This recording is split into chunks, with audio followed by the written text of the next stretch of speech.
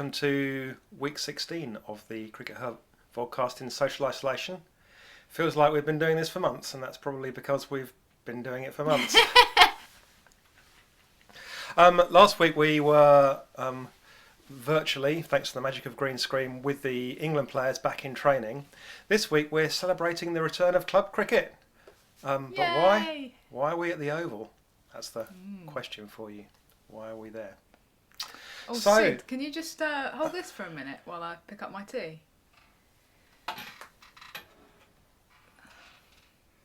But Raf, this is a vector of virus. This is a pathway of plague.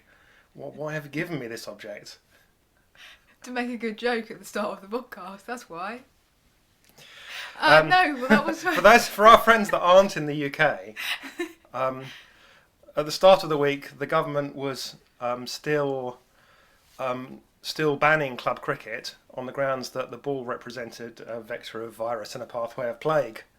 I don't think Boris Johnson ever quite used that term, but yeah, it was certainly felt that that was what he said, that the cricket ball, going back and forth between people was the problem, apparently.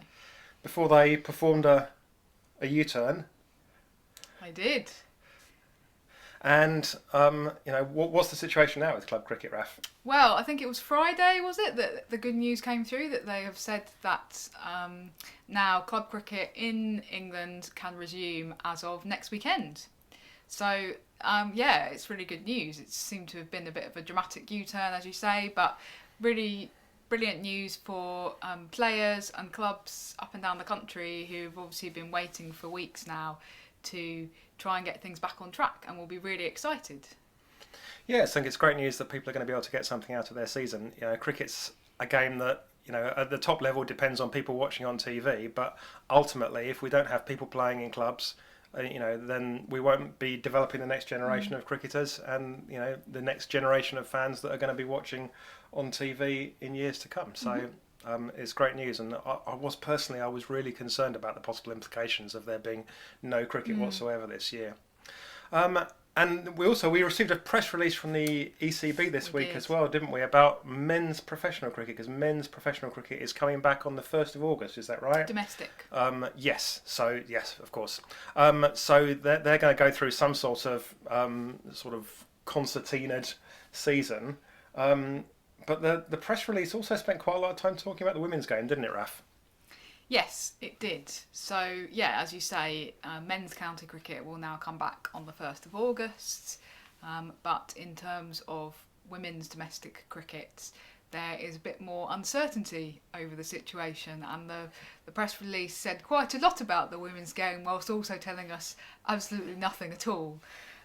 So there was lots of we're exploring options, our planning remains ongoing, our commitment to getting some women's domestic cricket on this season is unwavering, but having said that, there was also this sort of hint that actually with having to develop a whole new structure for the Centres of Excellence, it's going to be difficult for them to play COE cricket this season because those structures aren't yet in place. Yeah, I mean, it's obviously the big question around, and the fact that the women's game has managed to unfortunately coincide a total change in the way that domestic cricket is organised with probably the worst time that they could have picked in the history of the game to go ahead with that reorganisation. What's your feeling now, Raf? Do you think that they will play Centres of Excellence cricket this year? Unfortunately, I don't think they will now. I think that what that press release was telling us, even though it hasn't confirmed anything yet, but I think that what they're trying to do is slowly drip feed us information that leads towards the inevitable announcement that the COEs won't be playing this season. Now, that doesn't preclude other women's domestic cricket taking place, but it does mean that the ECB feel that it's unlikely that they'll have enough staffing and player allocation processes in place by August, September for the COEs to be playing cricket. So if they are going to be playing some domestic cricket, what does that mean? Yeah, well, it's a bit ironic, really, because the suggestion is that, or our feeling is that they may well revert to playing some women's county cricket. Now, the ECB have had a bit of a problematic relationship with women's county cricket over the last few months. They've effectively tried to abolish the Women's County Championship, but may yet have to bring it back, may yet live to see another day, because those are the structures that are in place. Those are the kind of very long-lasting structures that we had actually pointed out that it was quite problematic trying to break away from, which is what they were trying to do, and to insert this whole new level. And actually, yeah, they are going to have to fall back on those structures. And the other thing about all this that it's all very well for the ECB to say yes, our commitment to women's domestic cricket is unwavering, and that's great. But in a way, the pandemic is a little bit of cover for the fact that actually they'd announced this new structure last October and done nothing for 6 months before the pandemic even struck. So actually, you announced these big plans in October, and things were meant to all be in place by the end of the year. With the contracts were meant to, people have been saying publicly, the contracts were meant to be starting in April. That's what the players had initially been told, and so that shouldn't have been affected by the pandemic, really.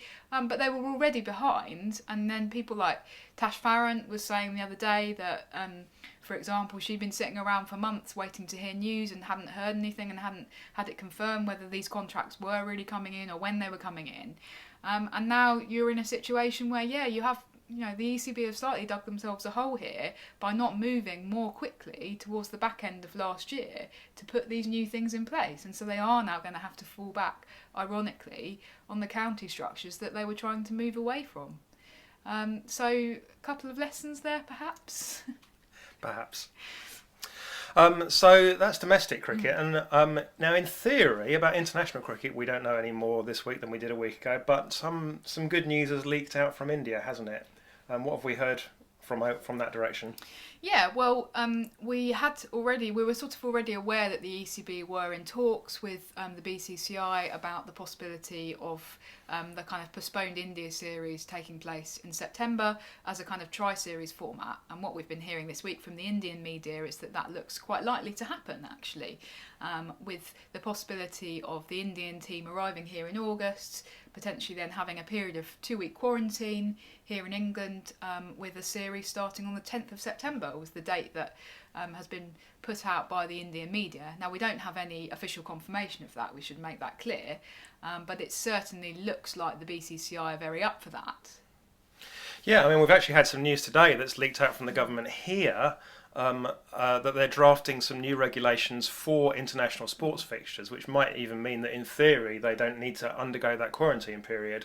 But, I think it's probably still a good idea to build that in and to give them plenty of time when they arrive. So we're talking about, them leaving on the 20th of August, coming here and maybe playing some internationals starting on the 10th of September. Yeah.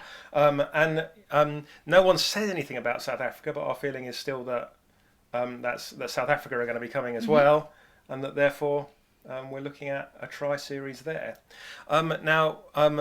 Obviously, our expectation is that from the perspective of the paying public, those series will take place behind closed doors, as indeed the men's tests, which are starting this week. Is that right? The men's tests starting this week are also taking place behind closed doors.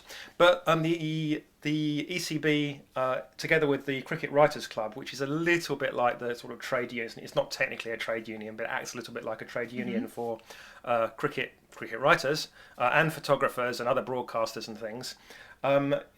They've been in talks with the ECB, and they've made some arrangements for some of the press pack to watch the series.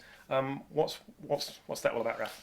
Yeah, well, a few weeks ago we talked a bit about this, and our feeling was that actually perhaps it wasn't necessarily the case that media did need to be entering these biosecure bubbles, that actually if the matches were going to be televised, then perhaps the press would just be watching from home like the rest of us.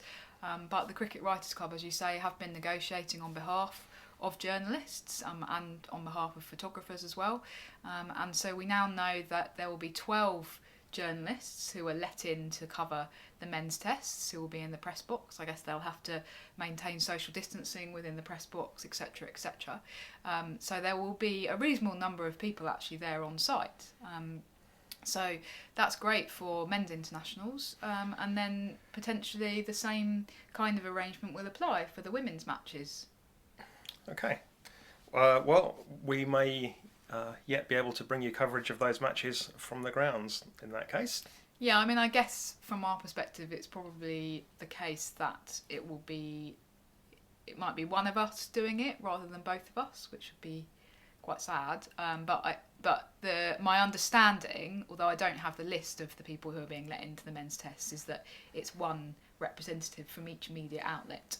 So if you were arguing that CRICKETher was one media outlet, although, you know, we could share a chair and we wouldn't have to socially distance from each other. So that's true. But yeah, I think that it does perhaps partly depend on whether things are easing up even a bit more by September. It might be that they decide that they can afford to be a little bit more relaxed about things by then. Who knows? Yeah, still 6 weeks away.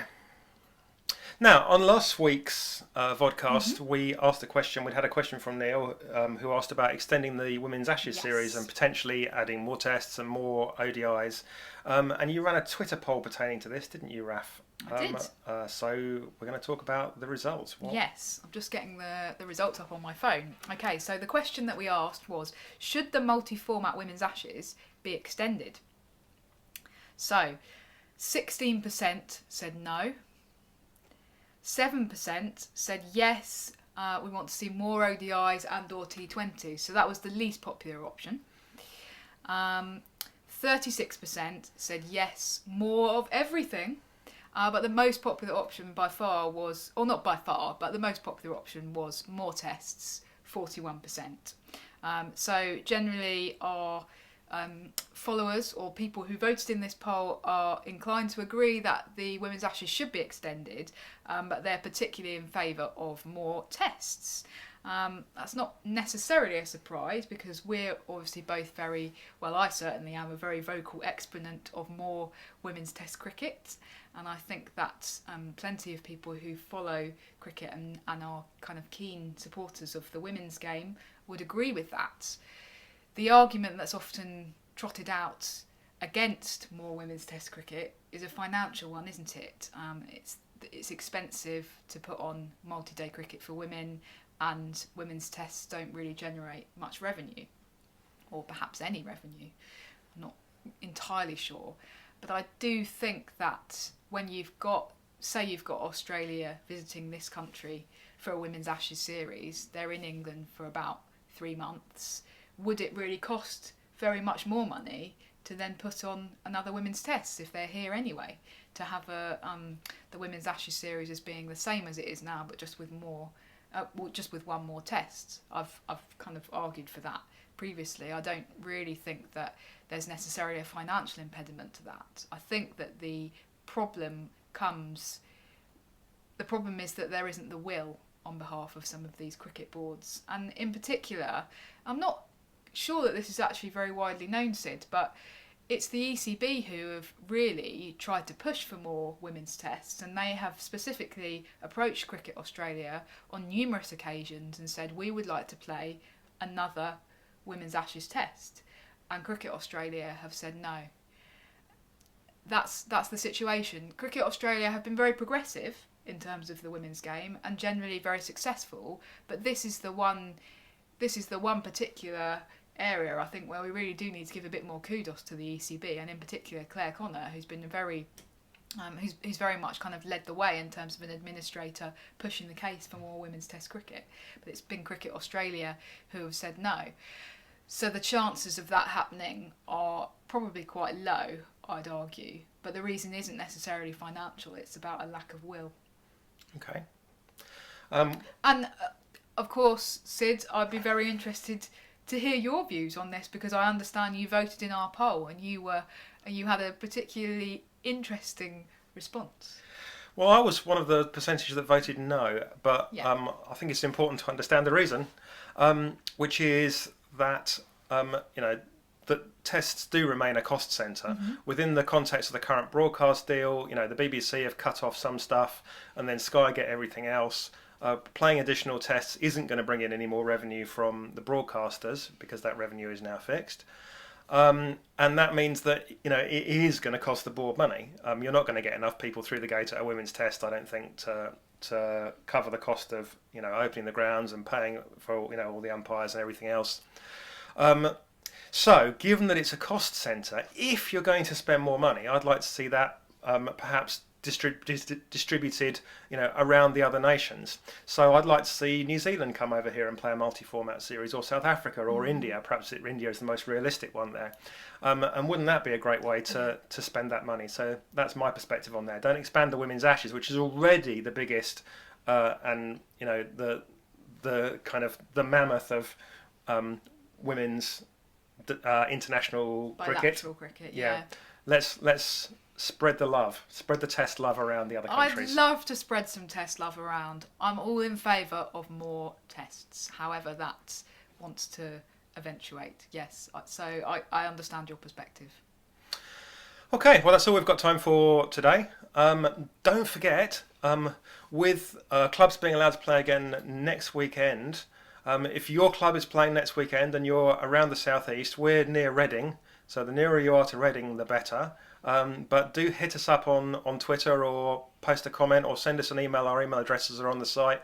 If your club is playing, and we might just turn up at your club next Saturday or Sunday. Be prepared. Yeah, I don't know whether that's something to look forward to or not. But anyway, thanks for watching, and we'll see you next week. Bye. Bye-bye.